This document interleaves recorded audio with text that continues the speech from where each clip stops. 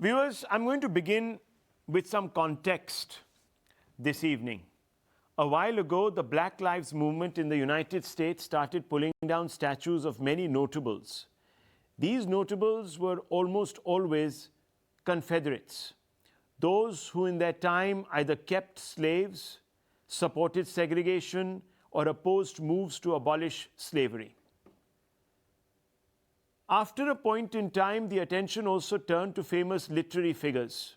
They were cancelled too, because in their works they use words to describe blacks that are no longer acceptable, viewers. They should never have been used in the first place. Many progressive and liberals cheered this on from the sidelines. They said heritage can't be immune to rationalization, especially if it ceases to meet the requirements of a modern, tolerant ethic. Thus, plaques on the statues of Confederate leaders, passages in books, as well as recollections of history retold in textbooks, could not be allowed to airbrush a dark, perhaps the darkest chapter in American history. The idea was to bring out the truth, however discomforting and however damaging to social harmony, to enable a reconciliation that was much needed between the white population, the African American or black population in the United States. That was then, viewers, and that process still is continuing. In India, however, for a long time, we've been fed a diet of what we could say was platitudinous history, politically correct history. If you're nearing 50 like I am, you will know that the history we read has several references to a golden era of cultural accommodation and synthesis. This synthesis, we are told, evolved a tehzeeb unique to India and was built on unparalleled socio-cultural integration. That this so-called Ganga-Jamuni heritage holds India together. I won't go into the examples because there are far too many to list here, but you're surely getting the drift.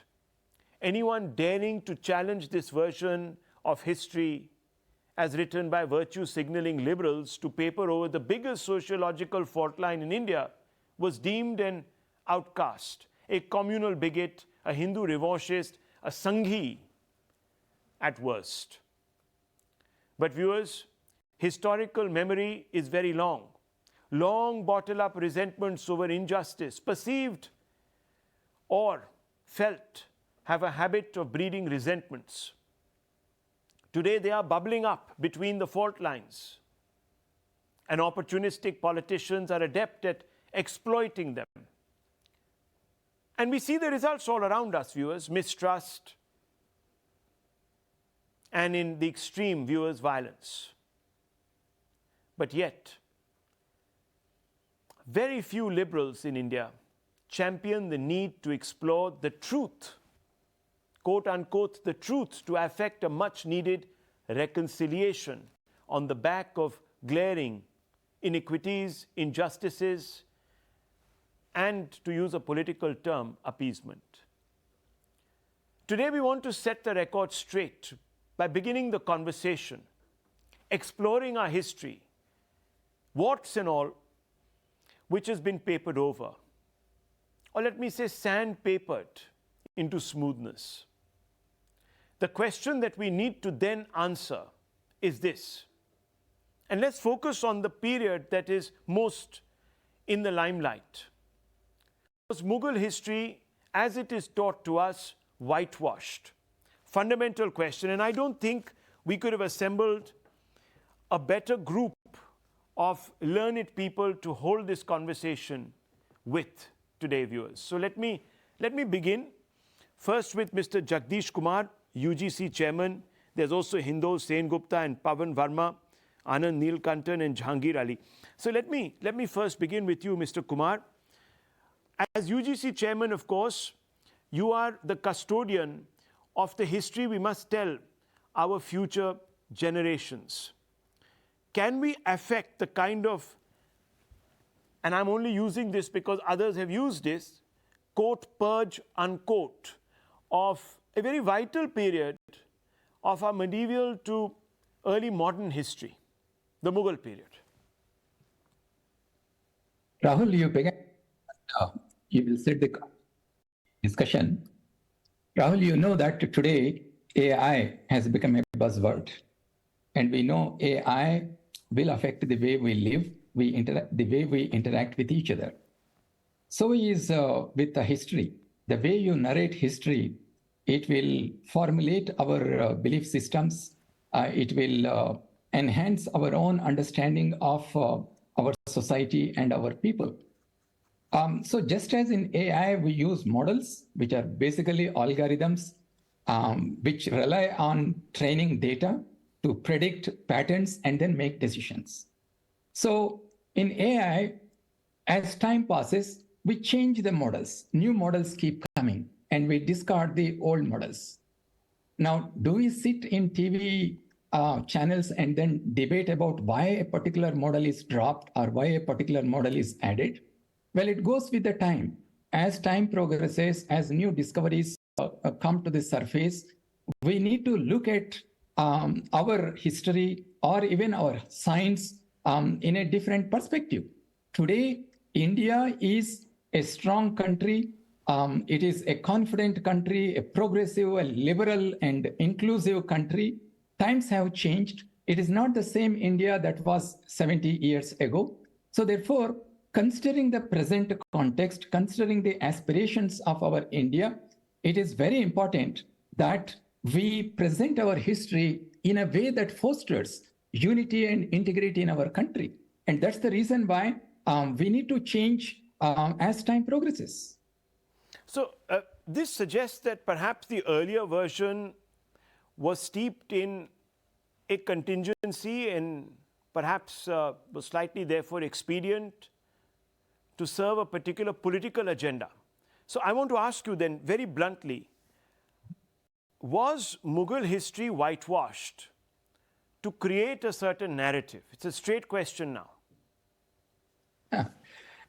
You know, if you look at the textbooks in electrical engineering in 1960s, you would have seen electrical circuits with vacuum tubes. It was okay in those times. But today you open any electrical engineering book, you will see circuits with the transistors. So the question of whitewashing or underplaying something is completely out of place here. Times are changing. We need to present our history on a strong foundation, which will enhance the unity and the progress of our country. I think we should no longer look at the things which actually contributed to a lot of disturbance in our own country. And I do agree that perhaps a section of historians, they always try to find out the fault lines. And mind you, no society is devoid of fault lines. Every society will have some fault lines. But what we need to do is repair those fault lines and strengthen our country rather than focusing only on those fault lines and enlarge them so that anarchy will prevail in our country. I think that is something that we need to definitely avoid when we are teaching our students. Well, the criticism, one more question, the criticism that is coming the way of the government is that we are actually purging an entire period of our history. It's called rationalizing the syllabus. But in that, the amount of focus given to, for example, the Mughal period is being shrunk, almost as if it was a footnote in our history. But as we know, anywhere between 300, 350 years, the Mughal period sort of extends. So I just want to ask you that instead of sort of purging, should we not therefore perhaps balancing what we are taught about the Mughal period by injecting new information, which, as you say, in a confident country, one should not shy away from? You see, when the experts are revising the syllabus, it's always a challenge for us how to make it manageable. So certain portions have to be dropped, certain portions have to be added. But even if certain portions are dropped, they are anyway available in the libraries, on the internet. it is not banned, it is not completely wiped out.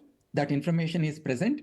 And those who want to do self-study, the information is there. So why the word used purge for rationalization and revision of the syllabus, just to help the students not to burden with too much of information?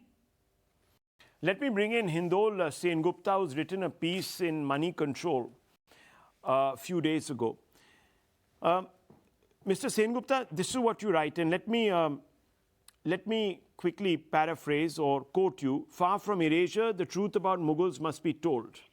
Government failed to communicate properly why textbooks need periodic revision. History textbook projections of great Mughals, quote unquote, is at odds both with the lived conditions of their subjects and the neglect of dynasties like the Cholas, who left behind architectural marvels like the Brihadeshwara temple and enjoyed influence across Southeast Asia. Hanlon's razor principle states never attribute to malice what is adequately explained by stupidity. This is particularly true in India. A blasé attempt to reduce workload in schools has blown up around the world as yet another attempt to erase the Mughals, a dynasty started by the Uzbek invader Babur, which ruled India for a little more than 300 years in the medieval period. Now, why do you feel that this is important to be put out there for the public to understand? Indian history, the way it's taught in Indian schools, cuts straight from the Indus Valley, Mohenjo-daro and Harappa, with a few nods here and there to the Guptas and Cholas, straight to the medieval period, and in the medieval period, the Mughals. After that, again, barely a few nods here and there to the Marathas and the Sikhs, and straight to the British period. So essentially, 5,000 years of Indian history has three pivotal, or actually I would argue, two pivotal focus in most people's minds, and certainly in our school textbook. Those periods are a little bit of Mohenjo-daro and Harappa, mainly the Mughals, mainly the British. Please understand, the Cholas, as I mentioned in my piece, ruled over nearly 1,500 years. They were the great maritime powers of their time.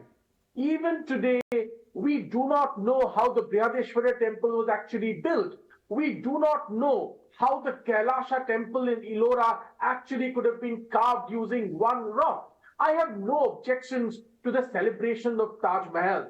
However, if we are, as we have been led to believe, and generations of Indians have been led to believe, the only great legacy, architecture legacy of our country is either Mughal or British, then that's doing great disservice to the history of our nation. This is how large swaths of Indian history have been wiped off. We barely know anything about, for instance, Maratha history apart from one Shivaji Maharaj. We barely know anything about Sikh history apart from a little bit of Maharaja Ranjit Singh. And let me tell you why this is a problem, Rahul. Because we are so illiterate about our own history. Today, when nefarious attempts to re-trigger the Khalistan movement is happening around the world, most Indians do not ask the question that if really there is a demand of Khalistan, why are these idiotic Khalistani protesters in various parts of the world, in their map of Khalistan, how is it that Lahore is not there? The great capital of the Sikh kingdom under Maharaja Ranjit Singh is not there. Lahore is not there, but Delhi is part of their map. That's why I feel there should be a proportion. There should be a proportion in which Indian history should be taught, and various eras of that history must be taught in proportion, which is sadly and has always been missing. It's a legacy of Mrs. Gandhi handing over, pedagogy in this country to the communists, or that history is of course well known, but that needs correction. I have no problems with the Mughals. Let the Mughal history remain, but let it be taught in proportion. Let it also be taught, as W.H. Morland mentioned, that I mentioned in my article, that such were, for instance, famines and taxation during large parts of Mughal history, that at least Morland thought it was an inferno for many common people. So let's teach it in a holistic way. Let's say that genuinely, perhaps Emperor Akbar, for his time, had a certain plural outlook. I have no problems with that, no problem with how beautiful the Taj is. But please, let's have some proportion and let's have some honesty.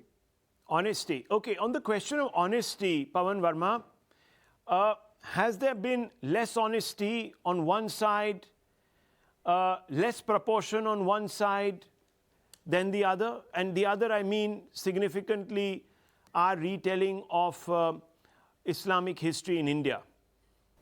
Yeah. Thank you, Rahul. As you know, I have recently written a book called The Great Hindu Civilization. And it is written precisely because I feel that in our educational pedagogy, perhaps there is not enough space given to so many other aspects of history which need to be taught to our children. Thousands of years, we had a civilization which was probably one of the most refined and resplendent in the world, whether it is in philosophy, whether it's metaphysics, whether it was science, whether it was architecture, whether it was aesthetics, dance, music, literature, theatre. I think that needs to be recognized, and an earlier bias which seemed to look at anything in the past as once famously described as the dead wood of the past, largely consisting only of superstition, prejudice, and dead ritual. I think we need to give more space to that. Secondly, I think we need to give more space to where our civilization began. When I was in school, and of course that was before you were, we were taught that the Aryans came in 1500 BC. Today, you have hydrological and drilling data, oceanography, morphodynamics, geology, remote sensing and satellite data, which clearly established, because of the key to the river Saraswati, that our civilization predates what we had earlier known about it by millennia, and is therefore ranks to be among one of the most ancient civilizations in the world. I'll take a minute more to just elaborate on this. All data that I mentioned shows that the river Saraswati began to dry up between 2500 BCE to 1900 BCE. But in the Rig Veda, there are 45 hymns which speak about the mighty Saraswati river flowing from the mountain to the sea, tempestuous river, large as an ocean. And there are 72 references to the Saraswati. So if this was there after 2500 BC, for reasons which we can go into later, the Saraswati began to dry up. Obviously, the Aryans were here at least 1,000 years before that. I'm just giving you one example. Thirdly, now coming to your question of recent history, I think there was probably, for well-intentioned reasons after the aftermath of partition, an attempt to downplay or whitewash the destruction, brutality, and religious hostility that accompanied the Turkic Islamic invasion. I think in the attempt to show a syncretic culture which exists today, but to portray it immediately, there was an attempt almost as though the invaders came in a tourist bus, gave us some biryani, we gave them some puri aloo, and a Ganga-Jamuni tehzeeb developed. This did not happen. Will Durant calls that invasion one of the bloodiest chapters of world history. There was massive destruction.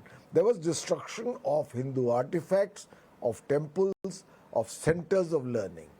Hinduism revived itself through the Bhakti movement when it went to the people, but that destruction was sufficient. So that needs to be acknowledged, but the acrimonies of the past don't need to be excavated today. We need a Truth and Reconciliation Commission, as happened in South Africa, to accept our past and go beyond it as part of a modern secular republic, but we cannot whitewash it. Thirdly, coming to the Mughals specifically, I think that the Mughals came at a later stage of the period of, let us call it broadly, Islamic rule in India. There was a certain level of genuine syncretism which they brought. In the case of Akbar, for instance, we have to take a balanced view. He did abolish the jizya tax. He did have a more eclectic approach as reflected in his attempt to the Deen-Ilahi movement where people from all faiths were involved. He did have Hindu ministers of great importance in his council such as Birbal and Todermal. But Akbar also in his earlier years demolished a temple in Nagarkot. Akbar also was very strongly opposed by the conservative and powerful ulema who declared him a heretic and encouraged the people to revolt against him. So that's a balanced view. Now, as we know, Jahangir moved away from Akbar's eclecticism, and Shah Jahan further so. Although they were married to Hindu wives, they were less eclectic, and of course with Aurangzeb we know that we came to a period of considerable religious division between the Mughal court and the majority population of the Hindus. So we need to have a balanced picture.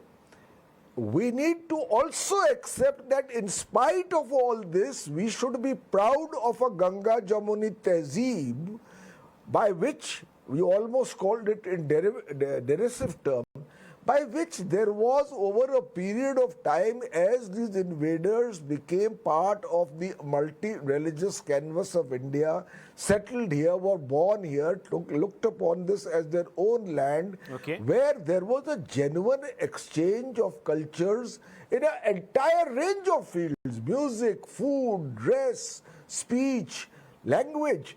And that is something we should not belittle. But what I am basically arguing for is that we need to have more space. We suffer from a sclerosis of history. Just now Hindol mentioned, it's not only the Rajaraj Chola, there's Krishnadeva Raya of the Vijayanagar Empire, which I put at the category of Ashok or Akbar. I mean, he was a great king. We have Raja Bhoj of Bhopal, who was a great scholar king who wrote 89 books. We don't know about it.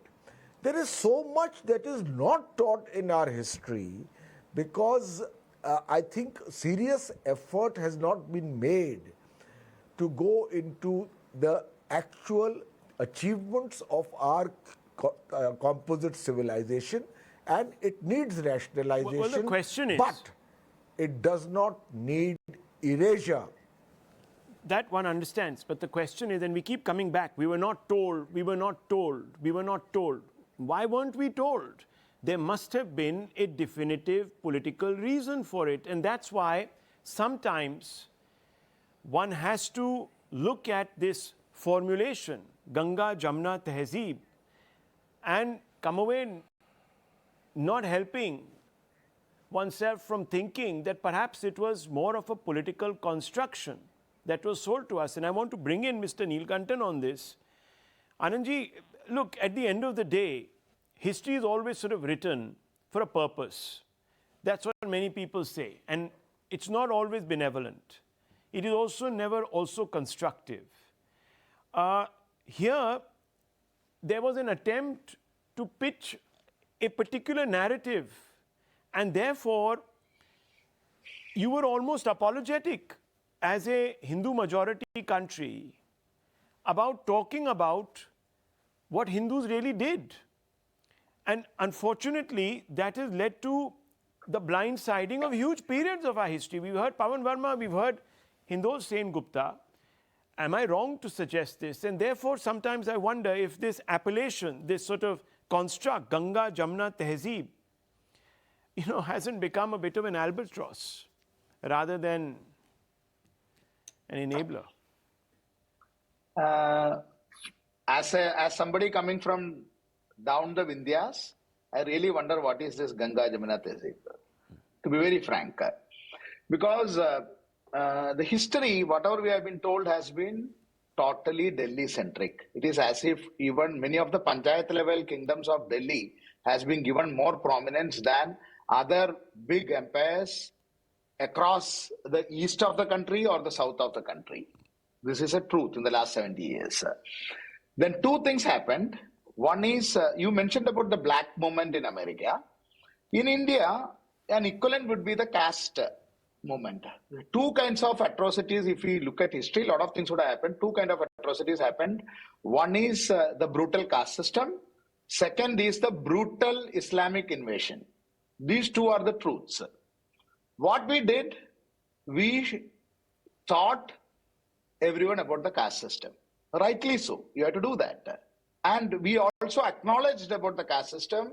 Even though enough has not been done, we did some corrective measures like reservations and other things, and anti-scheduled caste atrocities laws and all those things we made. All those things we acknowledged. The part of the atrocities of the history we acknowledged rightfully. The other thing of the brutal Islamic invasion and the huge genocide, we whitewashed it, which is a truth which we cannot run away from, in the name of Ganga-Jamuna tehzeeb. I don't know what it is, but there is another history of Islam. Islam came through two routes. One is through the Turkish invasion, the Central Asian invasion in the north, which was brutal, genocidal, and totally communal, at least during the initial invasion period. As the empires rose, after 50 or 60 years, they settled down, and some sort of comfort level was achieved, some sort of assimilation also was achieved perhaps. But the other route is the trade route which came through the south. The world didn't know India because of Akbar. The world knew India because the Vasco da Gama didn't come to Delhi. No, he came to the south of the country. They come for the south has been trading since the time of biblical times, since the time of Egypt. It has been trading with the world. There is a huge maritime history for India. There, the Islam came as a religion of trade. So when we talk about the tehzeeb, what you should have projected is how all the communities, whether it is Jews, whether it is the Muslims or the Christians from Syria, all the Parsis or the Hindus, all lived without any of these kind of jazyas or discrimination under the Hindu kings in the south, all throughout the history. That is a more sort of an assimilation rather than the kind of assimilation which we have been trying to force fit by whitewashing history. When invaders come in hordes, destroy cities like the Nalanda and Takshashila, the great learning centers, destroy cities, destroy temples, kill thousands of people, millions of people, perhaps the highest in the world, largest in the world. And after that, after 70 years, 100 years, after getting the all political power, sometimes perhaps take out the discriminatory tax like jizya, which itself is hailed as a great thing, whereas you ignore the entire maritime history of India, through which the India connected all throughout the world, just like not just Cholas, but with other empires like Cheras, the Chalukyas, the Pallavas, also from the east, where all the great civilizations had flourished. We had totally ignored it in the last 70 years. And yes, they were all whitewashed. When I was taught of Tipu, there is he was even the television series had come of the great sword of Tipu Sultan. Yes, he was a great warrior. He had fought a lot, but we were never thought of the atrocities Tipu committed when he invaded, the kind of destruction he did to Coorg, to Kerala, to parts of Mangalore, the kind of destruction he brought, the kind of fanaticism he brought.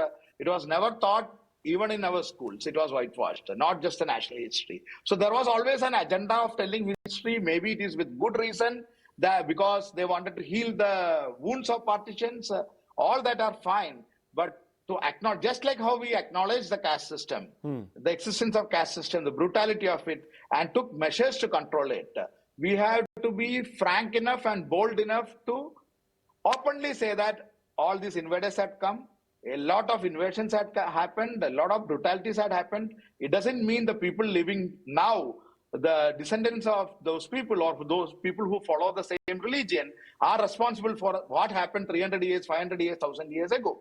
Just like the descendants of the people who had devised the caste system, they are not responsible for what happened 1,000 years ago. Yes. The same way, none of the people who are living in this democratic secular country under this constitution are responsible for what happened 1,000 years ago, and they should not be blamed. They cannot be blamed. They cannot be held responsible.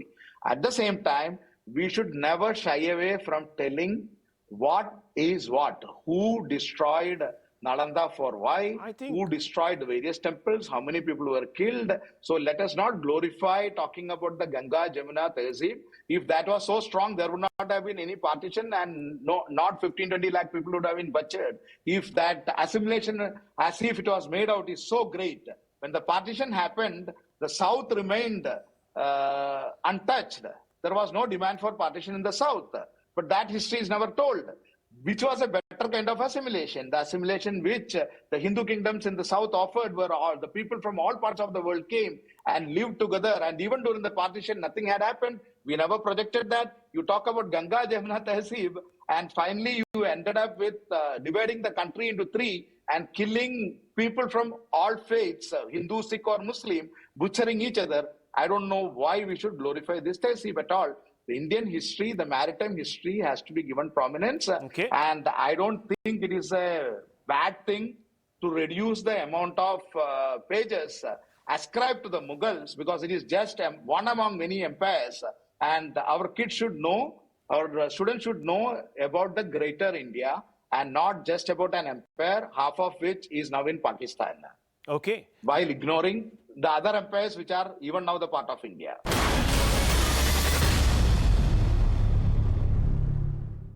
Jahangir Ali, why should any attempt to bring balance or proportionality or inquiry be dismissed, especially by this government, as a Hindu revivalist sort of lurch towards Hindu revivalism? History has never been kind, either to the one who is victorious or the one who is its victim. You see, for every Islamic conquest that one of the panelists were talking about, there are atrocities that have been committed on the other minorities who live in the country. But over a period of time, a genuine and a properly planned attempt was made to keep these things out of the textbooks, because they would obviously lead to friction in the society, and which consequently creates divisions in the society. And once you have a divided society, the country is also divided. I really appreciate the stand taken by the UJC chairman, a very pragmatic position on the issue that we need to teach history, which creates a sort of reconciliation in the country rather than ending up dividing the country. But the second point that I wanted to make was, but given the kind of politics that the BJP is following in the country, I think we are not going to see this. We are going to see a kind of history being taught and being projected, which is blatantly pro-Hindu and which demonizes Muslims, obviously because that is where the ruling party's political capital lies. So I'm very I don't see any hope in this. Okay, so let me quickly go back one final time to the UGC chairman, Mr. Jagadesh Kumar. Mr. Kumar, is the history that, the NCERT or other educational institutions that frame our curricula, is that history being dictated through a political lens, a saffron lens, BJP lens? Is that what's happening? And therefore, we're seeing these constant debates around history and the rewriting, or the rationalization, as it's being called, of textbooks. Rahul, just for the information of my co-panelists also, just few days ago, we announced the national curriculum framework, where we talk about reducing the burden on the students, reducing the syllabus, and removing the disciplinary boundaries so that the students have the freedom to study many subjects so that they don't become super specialists in any given area. So in that context, the revision of the NCERT books follows the model that we have given in the national curriculum framework. See, at school level, the children are at a very tender age. They need more time for play, for experiential learning. I don't think we should burden them with too much of information in the textbooks. And that's the reason why NCERT is rationalizing the syllabus. And Rahul, as I said in the beginning, just as experts decide what models should be used in AI, for example, similarly, let the experts, the history experts, decide what need to be presented to the students so that they are not burdened. And mind you, just as in science and technology, where experts do not agree with any single view, in history too, experts will not agree any single view. These kind of intellectual debates will keep going on, but ultimately we need to look at the kind of education that we are providing to our students. It has to be very balanced, it has to be light, so that they are not overburdened with the information. That's all fine, but there also has to be an element of truth. Very quickly, Mr. Pawan Verma, since you are raising your hand, One point very I quickly. want to make. Yeah, go ahead. What I want to say that in this discussion, we also need to warn ourselves against the extreme right interpretation of history. Do you know whose books are prescribed texts for students in Gujarat and who is also a member of the Haryana Education Committee after 2014 when the BJP came to power? It's a gentleman called Professor Dinanath Batra. Mr. Dinanath Batra says in 6 of his books, he has written 6, that in ancient India, there were cars as exist today, which were called Anashwarat. There was modern stem cell research, because otherwise, how would a sage have converted a mass of flesh into the 100 bodies of the Kauravas? He says there was live television in 5,000 years ago, because in the Mahabharata, Sanjay describes to the blind Dhritarashtra what's going on in the battle of the Mahabharata. Now, he has written these things. He even filed a case against a line of Mirza Ghalib, where he says, "Humko मालूम है जन्नत की हकीकत, लेकिन दिल बहलाने को ये ख्याल अच्छा है." A simple line, a Sufi poet's line about what is heaven. It's a good concept to console ourselves. Now, Dinanath Batra's books are prescribed texts in 2 states, at least in Gujarat and in Haryana. Well, Mr. Verma, let me tell you. Hindol Dasgupta is also wanting to come in on this. Sengupta is also wanting to come in on this. Real achievements in the past. No, I understand that. Look, obviously, I mean, there was a period of time where in Maharashtra, certain textbooks that were requisitioned by the HRD ministry were also circulated by an NGO whose work, of course, is quite controversial. And, there are these aberrations and there are some political interventions. Of course, let's just set that aside. I think that happens. But, Mr. Sengupta, you were saying, very quickly, I need to wrap up after you. So I completely agree with Anand Verma that whatever, I haven't read this gentleman's books, but if these are the things that are written, they're completely wrong. But Mr. Verma should remember, for the longest time, Romila Thapar taught us that the Aryan invasion theory is the right thing. In spite of global evidence, rising global evidence for decades, that this is completely wrong. Till today, has Romila Thapar gone back and said that this is the Aryan invasion theory is wrong? The Aryan invasion theory has corrupted and poisoned Indian conversation about its sense of self for 75 years. There are students who still believe that the Aryan invasion theory is true. Our politics is poisoned by the Aryan invasion theory, which is completely scientifically wrong. So let's have a balance when we have these conversations. Let's not repeat mistakes, but let's also acknowledge the deep burden of mistakes that we carry. Okay, Mr. Verma, you were wanting to respond to Hindol Sengupta. Yeah, first of all, I will present to Hindol a copy of my book on the great Hindu civilization, where I have critiqued some of the analysis of Romila Thapar, for whom otherwise I have great respect, and of Amartya Sen's view of the past. So that one, the Aryan invasion theory has been trashed by modern historians, including Dr. Upinder Singh, who I consider one of the finest writers of ancient Indian history.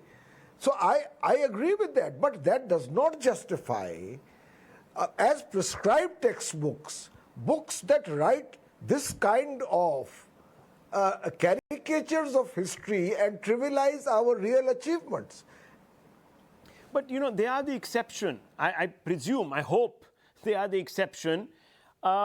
Unfortunately, I say this, I mean, especially outlandish claims like this. Now, obviously, the Education Board needs to do a greater fact check and all of that. But I do have a bit of sympathy for what Hindol Sengupta is saying, because a lot of our other history, a lot of our other beliefs, and you know, you talk about fault lines. Well, the Aryan invasion theory created one so deep, not just in our psyches, but in our political expression of our democratic praxis. And that's really, really messed up a lot of, you know, our approach, our outlook. And that was mainstreamed. Now, I can understand someone chipping away, you know, in Gujarat, in a certain small ecosystem where those books are circulated among certain schools. And of course, there is no space for that kind of rubbish if that is what has been written, no doubt about it. But unfortunately, we're a prisoner of a past that was scripted from a particular ideological pulpit. And that's what we want to start addressing. Now, whether we go with, you know, bringing in proportion, or we go into putting out the absolute truth with what's and everything, that's the modus we can sort of decide upon and agree upon. But I don't think we can anywhere run away now from the fact that the history as we were taught, viewers, and as I said now, I'm almost approaching 50, all those years ago, and what my children have learned, etc., have given them a very different view of a world that they don't really, the lived reality is much different. And that's where the problems are sort of coming for all of us. And I leave it at this, viewers. I don't want to extrapolate much more. We've heard a large number of our experts tonight, historians, others. They've all contributed. But let's get the conversation started. Perhaps it will now also spill over into our textbooks. Who knows? That's the hope.